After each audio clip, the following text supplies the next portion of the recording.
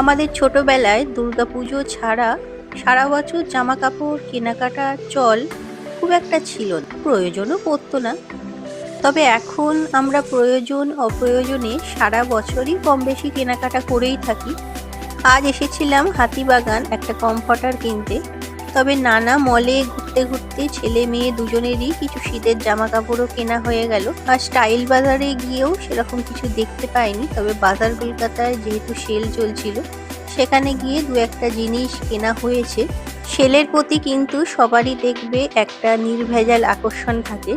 সবাই ভাবে এখান থেকে কিছু একটা কিনতে পারলে হয়তো লাভবান হব। তাই চারিদিকে ঘুরে ঘুরে দেখছিলাম। এখানে কিন্তু প্রচুর জামা কাপড় রাখা ছিল। ঠান্ডাটা কদিন বেশ জাঁকিয়েই পড়েছে, তবে এখানে আসার পরে খুব একটা লাগছে না।